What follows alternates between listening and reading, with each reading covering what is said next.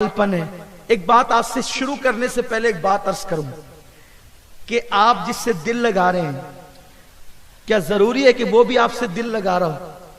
आप जिससे दिल लगा रहे हैं, अगर वो आपके साथ हंसी करे तो मेरे पास खुद नौजवान आकर रोते हैं। अल्लाह की इज्जत की कसम, अगर मैं नाम लेने चाहूं तो मुझे नाम भी याद है लोगों के, लेकिन इस्लाम किसी की आबरू पे हमला करने की इजाजत नहीं देती। अगर कोई मुझे अपना समझकर अपने दिल की बात कहने आता है, मैं कभी अपने किसी दोस्त को भी ये बात नहीं बताता, क्योंकि मोमिन के सीने राजों के कब्रिस्तान होते हैं। मेरे शहर के जवान जहां जहां मैं जाता हूं, जिन जिन इलाकों का दौरा करता हूं, वो नौजवान मेरे पास आकर के रोते हैं, क्यों? मैंने फुला से दिल लगाया था, धोखा दे गई। लड़कियां बेचारी दुआएं करवाती है, सैयद साहब दुआ करें कि मैंने गलती की थी, मेरे साथ धोखा हो गया, मेरे साथ फरेब हो गया।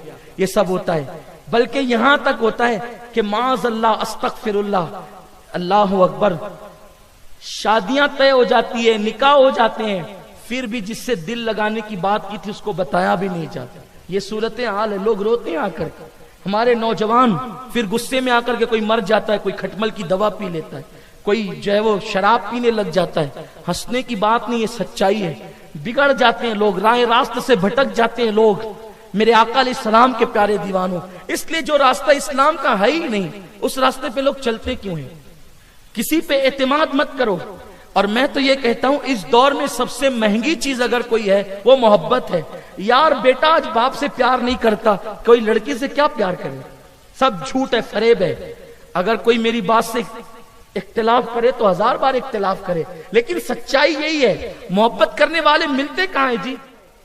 क्या बात करते हैं आप मोहब्बत की?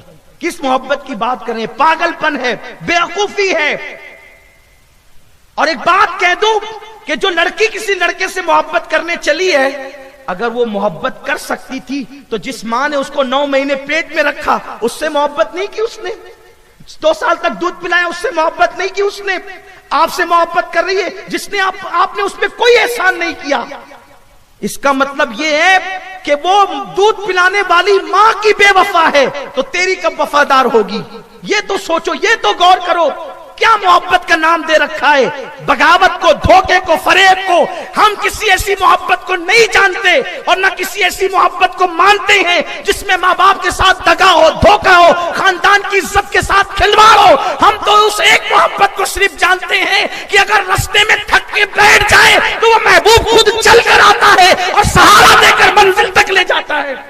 और वही मोहब्बत मोहम्मदुर रसूलुल्लाह की मोहब्बत है। मोहम्मद की मोहब्बत दीन हक की शर्त अव्वल है। इसी में हो अगर खामी, सब कुछ नामुकम्मल है। हर मोहब्बत में महबूब याद आता है तो बेकरार करता है। इस मोहब्बत में महबूब याद आता है तो बेकरारियों में सुकून अता करता है। बल्कि लोग तो दुआएं करते हैं कि मेरी बेकरारियों को न कभी करार आए, मेरे दिल को दर्द उल्फत वो सुकून दे इलाही, मेरी बेकरारियों को न कभी करार आए। आओ उस महबूब से मोहब्बत कर लो।